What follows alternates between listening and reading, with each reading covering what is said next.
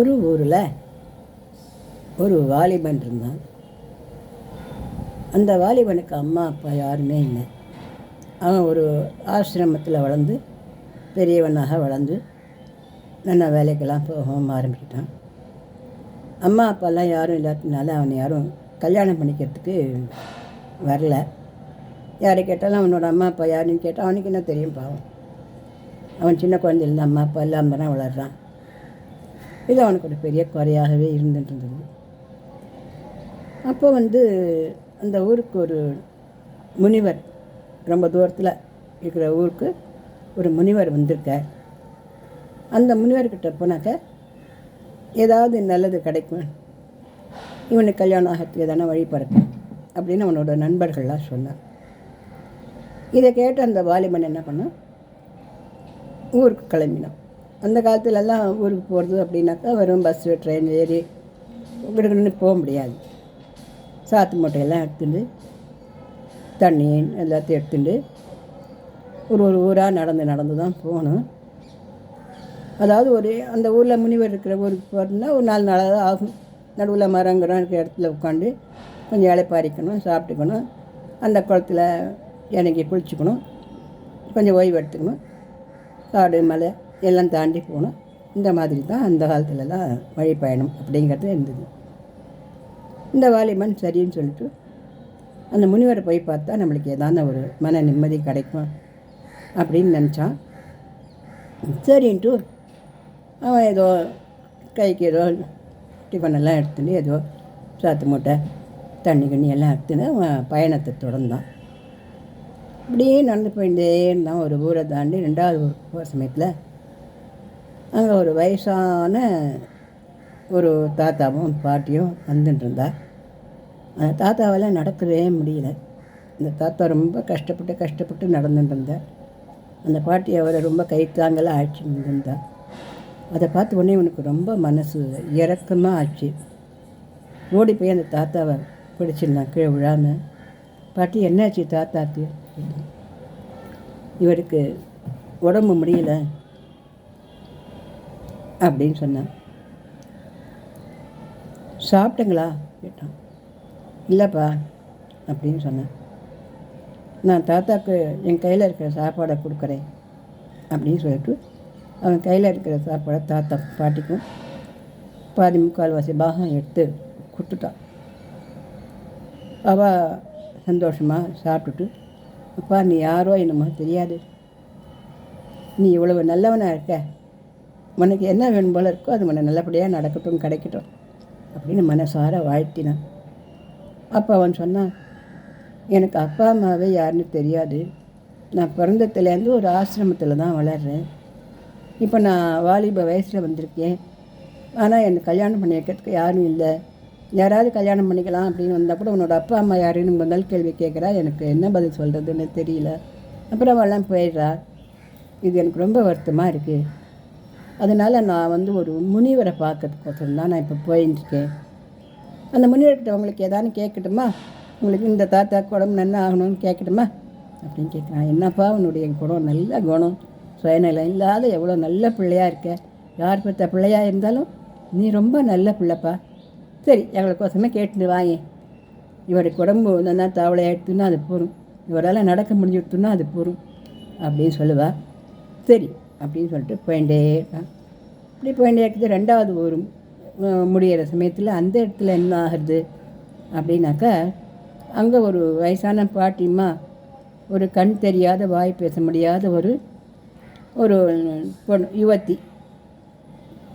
யுவத்தியான, அதாவது சின்ன பொண்ணு, கல்யாணத்தில் இருக்கிற பொண்ணு ஆக்ஷன் வந்துட்டுருக்கா. அந்த பாட்டிம்மா கிட்ட போன உடனே, பாட்டிம்மா என்ன ஆச்சு, ஏன் இவ்வளோலாம் இந்த மாதிரி தடுமாறி நடக்கிறான்னு கேட்குறா. அப்பா என் பேச்சு கண்ணு தெரியாது, வாயும் பேச முடியாது, இவளை பற்றின கவலையில் தான் நான் ரொம்ப கஷ்டப்பட்டுருக்கேன், எனக்கு என்ன பண்ணுறதுன்னே தெரியல அப்படின்னு அழுதா. பாட்டிம்மா கவலைப்படாதுங்க, நான் ஒரு முனிவரை பார்க்குறதுக்கு போகிறேன். அந்த முனிவர்கிட்ட சொல்லி உங்களுடைய பேச்சு கண் தெரியும்படி வாய் பேசும்படியாக எதான பண்ணுறதுக்கு வரம் வாங்கிட்டு வந்து தரேன் அப்படின்னு சொன்னேன்.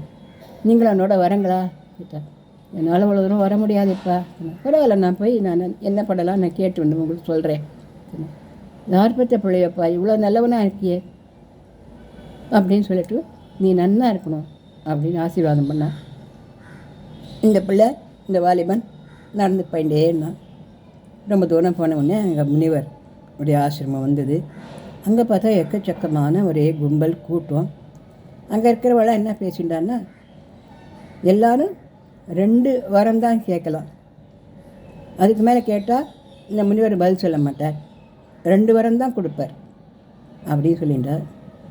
இவன் யோசனை பண்ணி பார்த்தான். தாத்தா பாட்டிக்கு ஒரு வரம் வாங்கிடலாம், பாவம் அந்த பொண்ணு அதுக்கு ஒரு வரம் வாங்கிடலாம், நமக்கு இல்லாட்டா போயிட்டு போகுது அப்படின்னு நினச்சிட்டான். அந்த நேரத்துலையும் தான் சந்தோஷமாக இருக்கணும், தனக்கெல்லாம் கிடைக்கணும் அப்படிங்கிற எண்ணம் இன்றைக்கி வரல. இருந்தாலும் 3 வரமாவது வாங்கிக்கலாம்னு சொல்லியிருக்கலாமே இவர், ஏன் 2 வரம் தான் சொல்லியிருக்கேன் அப்படின்னு அங்கே இருந்தவாக்கிட்ட கேட்டான். அப்போ அங்கே இருந்தவா சொன்னான், இந்த முனிவர் நிறைய பேருக்கு வரம் கொடுக்கணும், அதோட கூட எவ்வளோ அவசரமான வரம், எது முக்கியமான வரமோ அதை தான் மனுஷாலோட மனசில் இருக்கும். முதல்ல எது வேணால் கேட்கலாம் அப்படின்னு யோஜனை பண்ணி கேட்டுட்டே இருந்துருந்தாக்க நிறைய பேருக்கு சொல்ல முடியாது இல்லையா? அதனால் முக்கியமான 2 வரங்களை மட்டும் அந்த முனிவர் கொடுக்குறார், வேறு ஒன்றும் இல்லை, ஆனால் அதுக்கு மேலே அவர் கொடுக்க மாட்டார் அப்படின்னு சொன்னான். இவன் யோஜனை பண்ணி பார்த்தான். சரி, நாம் எப்படின்னா இருந்துட்டு போகிறோம், அந்த தாத்தா பாட்டிக்கு உடம்பு தாவலையாகும், அந்த பொண்ணுக்கு நல்லா கண் பார்வை தெரியணும், நல்லா பேசணும், அவளோட கஷ்டங்கள் தீர்ந்தால் போதும் அப்படின்னு பிறந்த மனசோட சுயநலம் இல்லாதவனாக நினச்சிண்டான். இவனோட டேன் வந்தவொடனே முனிவர் கூப்பிட்டு, என்னப்பா அவனுக்கு என்ன வரம் வேணும் அப்படின்னு கேட்டு, நான் எங்கள் ஊர்லேருந்து கிளம்பி வரும் பொழுது அங்கே ஒரு தாத்தா பாட்டி இருந்தால், அந்த தாத்தாவால் கொஞ்சம் கூட நடக்க முடியல, அவருக்கு உடம்பு ரொம்ப டயர்டாக இருக்குது, அவர் உடம்பு நல்லா திடமாகி நல்லபடியாக இருக்கணும், அப்போ தான் அந்த பாட்டி சந்தோஷமாக இருப்பாள், அவள் சந்தோஷமாக இருக்கட்டும், அது எனக்கு போகும். இன்னொரு வரம் கேட்கலாமே. நான் அதுக்கப்புறம் வந்துட்டே இருக்கும்பொழுது 2வது ஊர் கோடியில் வரைச்ச ஒரு வயதான பாட்டி, ஒரு கல்யாணத்துக்கு இருக்கிற ஒரு பொண்ணு, அவ்வளோ பெரிய பொண்ணு, நல்ல பொண்ணு, பாவம் கன்னி பொண்ணு, அவளை ஆக்ஷன் வந்துட்டு இருந்தா. ஆனால் அந்த பொண்ணுக்கு பாவம் கண்ணுன்னு தெரியல, வாயும் பேச முடியல. அந்த பொண்ணுக்கு என்ன பரிகாரம் பண்ணினா இந்த மாதிரி கண்ணெல்லாம் தெரியும், வாயெல்லாம் பேச முடியும் அப்படின்னு கேட்டான். உடனே இந்த முனிவர் சொன்னேன், நீ ஒன்றும் பண்ண வேண்டாம், நீ கேட்ட வரம்லாம் கொடுத்துட்டேன், நீ நன்னா இருப்ப, நீ சுயநலம் இல்லாமல் நீ மற்றவர்கள் நன்னா இருக்கணும் அப்படிங்கிற எண்ணத்தோடு வரம் வாங்கிக்கிறதுக்காக என்னை பார்க்க வந்திருக்க அதானே கேட்டேன். இவனு மனசுக்குள்ளே தோணின்னு இருந்தது தனக்கு தான் அப்படின்னு. ஆனால் அதெல்லாம் சொல்லக்கூடாது, அந்த முனிவரே இவ்வளோ தூரம் நம்மளை பெருந்தன்மையாக நினச்சினுக்குச்சு, நம்ம அதை போய் சொல்லுவாளான்னு நினச்சினுக்குச்சே. முனிவர் சொன்னேன், நீ உனக்கோசரம் ஒரு வரம் வாங்கிக்கிறதுக்கு தான் வந்த இல்லையா? ஆமாம், ஆனால் நீங்கள் 2 வரம் தானே கொடுப்பாங்க, இந்த 2 வரத்திலே உன் வரமும் உன்னுடைய வரமும் அடங்கியிருக்கு, போய்ட்டு வா அப்படி சொன்னேன். இந்த 2 வரத்தில் என்னோடய வரம் எப்படி ஆகும்? சரி அப்படின்னு முனிவரை வணங்கிட்டு திரும்பி வந்துட்டான். வரச்ச அந்த வயசான அந்த தாத்தா பாட்டிக்கிட்ட வந்தான்.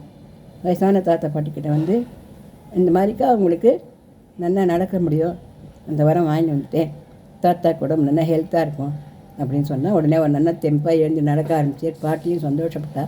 அவன் தாத்தா பாட்டியும் சொன்னால், எங்களுக்கெல்லாம் நிறைய குபேரப்பட்டினம் மட்டும் பணம் காசு நிறைய இருக்குது, நாங்கள் இந்த நோய் நொடி வந்ததுனால எல்லாத்தையும் வெறுத்து போய் இந்த காட்டில் எப்படி திரிஞ்சுன்னு வந்துட்டு இருந்தோம், நீ யாரோட பிள்ளையோ என்னமோ அப்படியா இருந்தாலும் உனக்கு அம்மா அப்பா இல்லைன்னு சொல்கிற, நாங்கள் 2 பேரும் உனக்கு அம்மா அப்பாவாக இருக்கோம், எங்களை ஏற்றுக்கிறியா கேட்பா.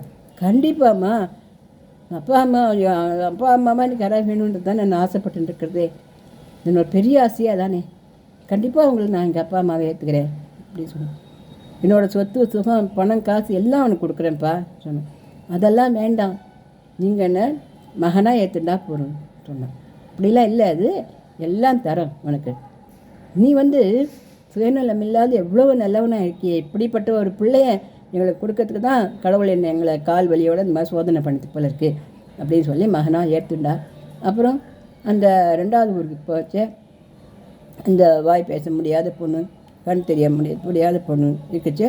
இந்த தாத்தா பாட்டி என்ன பண்ணால், இவன் எங்களோட மகன், எங்கள் மகனுக்கு உங்கள் பேத்தியை கல்யாணம் பண்ணிக்கணும் அப்படின்னு சொன்னான்.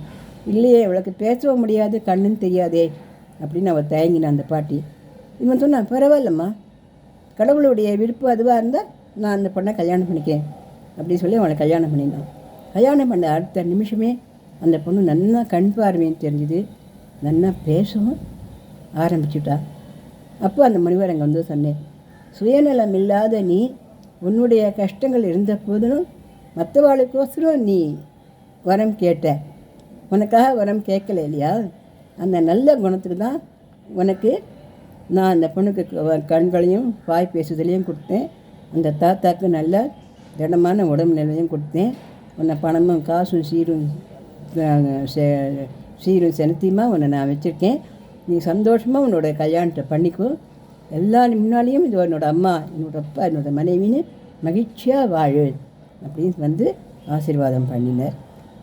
இது வந்து ரொம்ப சாதாரணமான கதை மாதிரி தெரியுது ஒழிய, இதுலேருந்து நம்ம தெரிஞ்சுக்க வேண்டியது என்ன அப்படின்னாக்கா, நாம் எவ்வளவோனா கஷ்டப்பட்டுருக்கோம் அப்படிங்கிறதெல்லாம் ஒரு பக்கம் வச்சுட்டு மற்றவாளுக்கு நம்மளால் என்ன உபகாரம் பண்ண முடியுமோ, நம்ம சுயநலம் இல்லாத மற்றவாளுக்காக எவ்வளோ தூரம் நம்ம உபகாரமாக இருக்க முடியுமோ அவ்வளோ உபகாரமாக இருந்தோம்னா கடவுள் கண் திறந்து நமக்கு என்ன கஷ்டமோ அந்த கஷ்டம்லாம் நீக்கி நம்மளையும் பெரிய சந்தோஷத்துக்குரியவளாக ஆக்கி விடும் அப்படிங்கிறது தான். இந்த கதை பிடிச்சிருந்தாலும் லைக் பண்ணுங்க, ஷேர் பண்ணுங்க, சப்ஸ்கிரிப்ஷன் கொடுங்க.